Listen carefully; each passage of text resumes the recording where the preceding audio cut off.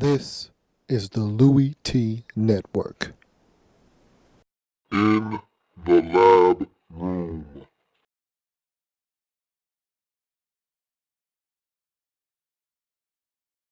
Welcome, you are in the lab room. I'm your host, Lou. Thank you for joining me here today on the program. It is Thursday, and you know what that means. It is football day, Thursday night football, family business. First place Indianapolis Colts on the road to take on the second place Tennessee Titans. No Jake Locker in this football game. Little dicey for the Titans, but I tell you what, these Colts are their most vulnerable they've been all season right here on this Thursday night football game. Short week, they were absolutely dismembered by the St. Louis Rams at home nonetheless. No Reggie Wayne. This offense is out of sorts. Let's figure out. And we're going to find out a lot about the moxie and the makeup and the poise of this Indianapolis Colts football team because they're reeling right now. I mean, after almost losing to Houston on Sunday Night Football and finding a way to come back. And again, it took a lot out of them to come back in that football game, and they got some help with Gary Kubiak going down at the half. But again, doesn't matter. They got it done. Then to come back the next week at home versus St. Louis and absolutely lay an egg. Just a dud. Now we're going to see what they are made of on Thursday Night Football. Short week, quick turnaround. You got to find a way to circumvent that Reggie Wayne injury. I keep talking about it because it's a big deal in Indy. If you can't find a way to offset this injury, and like I said, I don't know how you're going to do it. Maybe you throw the ball to the backs out of the field some more, get Kobe Fleener in the tight end position involved a little bit more. You don't have the receivers on your roster as it is constructed right now to offset this injury by itself. Griff Whalen, David Reed, Levon Brazil, not good enough. Not good enough. And so you're going to have to find a way to make this thing okay. Darius Hayward-Bay, garbage. So it's T.Y. Hilton and no one else right now. I mean, if you're going to have Kobe Fleener step up more, boy, you could use some Dwayne Allen right now. He's gone for the year.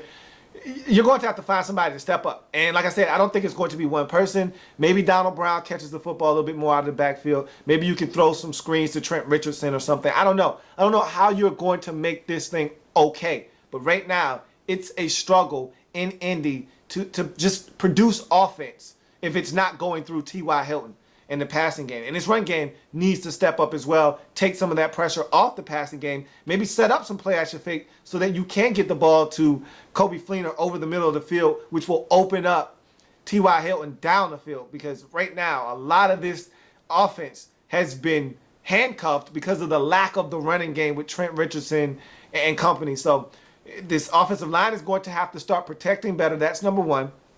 Number two, you need to run the ball better. And number three, some guys are going to have to step up out wide for the Indianapolis Colts to get it done. This defense, solid.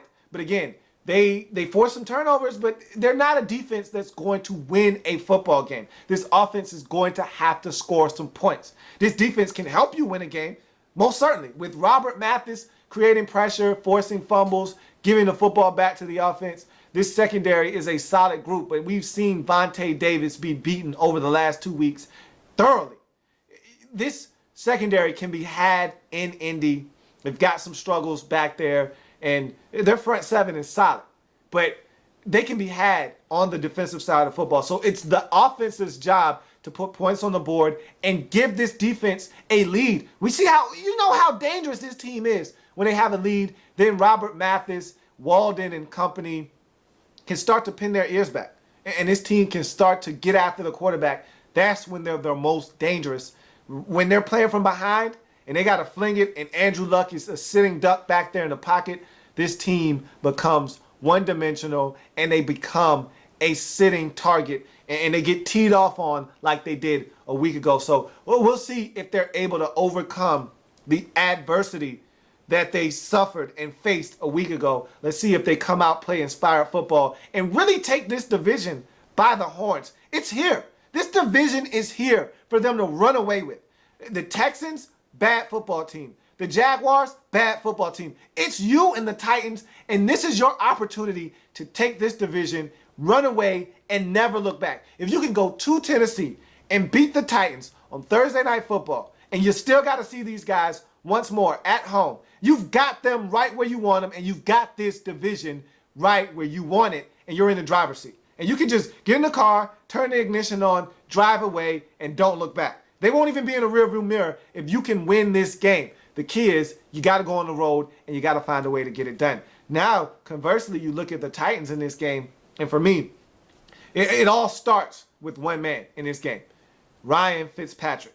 He's the key. He's the X factor because they need to run the football with Chris Johnson. When they run the football, we saw how this team was able to play against St. Louis on the road. They won the football game off the strength of the running game with Chris Johnson. The next week against Jacksonville, no running game for which to speak of. You rely on the passing game, you lose the football game. So if you can run the football with Chris Johnson and sprinkle in a little bit of Sean Green and really get this thing started off the ground, then you can use Ryan Fitzpatrick's athleticism and his ability to be a gunslinger to his advantage. Sometimes it's a detriment. Sometimes he comes in, tries to do too much, turns the football over. But if you run the football, you take pressure off of him.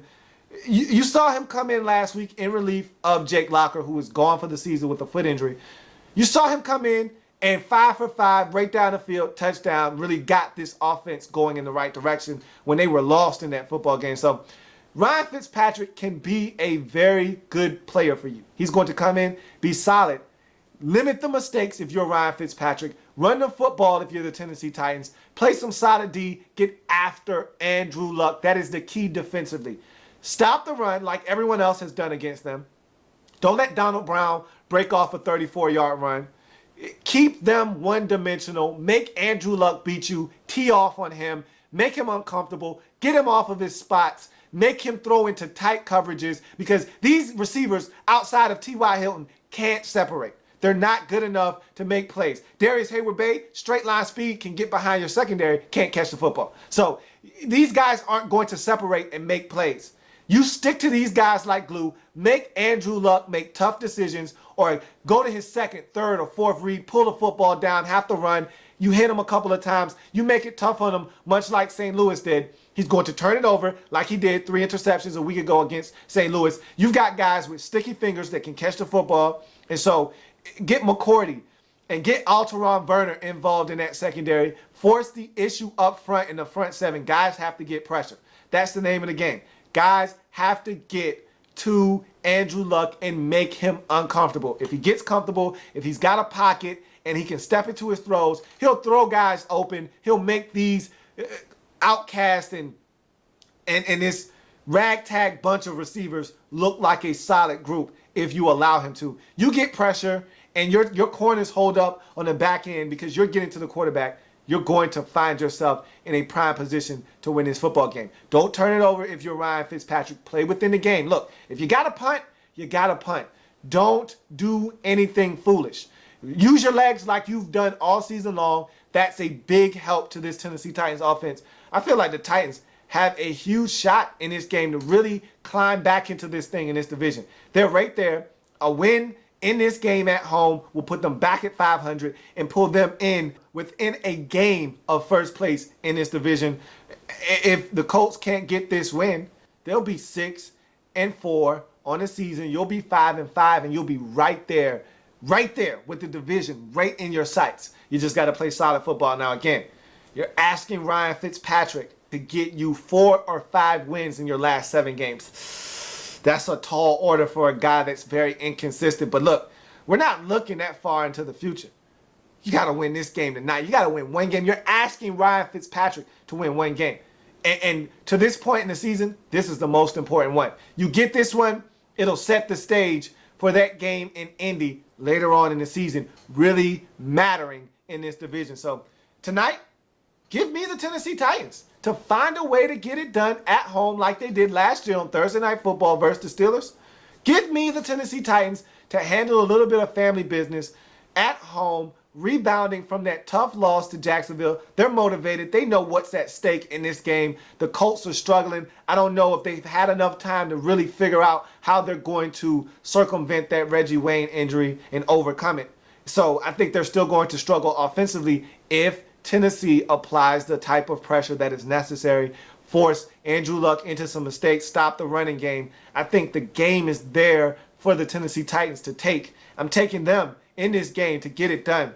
23-20 in a nail biter, in a thriller. But I think the Titans have enough and have what it takes to get this win and go to 5-5 on the season and get back in this AFC South race. It should be a lot of fun. It's AFC South family business. So that's going to do it for that portion of this show.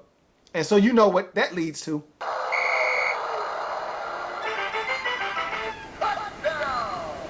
Let's tackle on this quick extra point. And yesterday, if you watched the show, talked about something that I'm trying to do with Pick'em Weekly and having you guys participate. I really want to turn this into a huge tournament where every week you send in your picks and we tally them up at the end of the season and we have a winner. It's a big deal. You get a trophy, might be a monetary prize involved, depends on how we're able to sort this thing out. But again, that would be next season. I'm doing a trial run this year just to see how many people would be interested, how I would go about, divulging the results and setting up a system that works.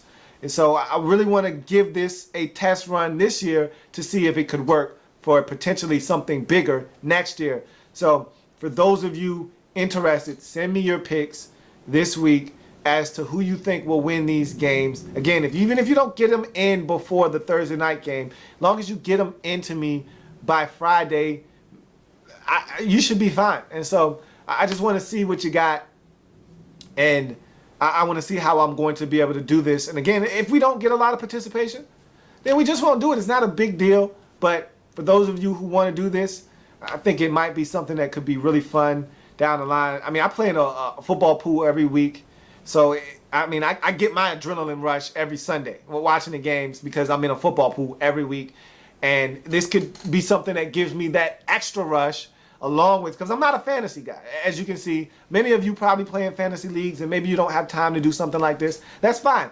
Everyone has their own thing, to each its own. And so for me, I'm not a fantasy guy, so that's how I get my kicks off and my rocks off on Sundays is, doing football pools, trying to win money, and also by picking the games and trying to be a prognosticator and having a big week each and every single week. And it'll make it that much more fun if guys are sending in their picks and I'm going up against, a lot of you viewers out there and the records are close and you're trying to beat this person and that person.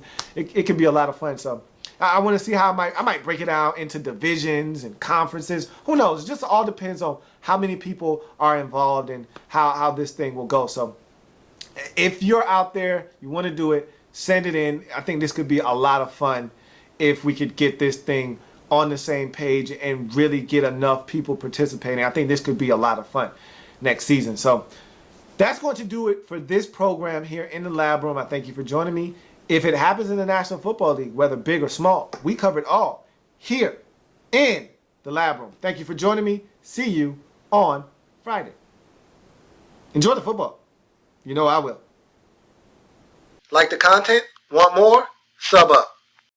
In the lab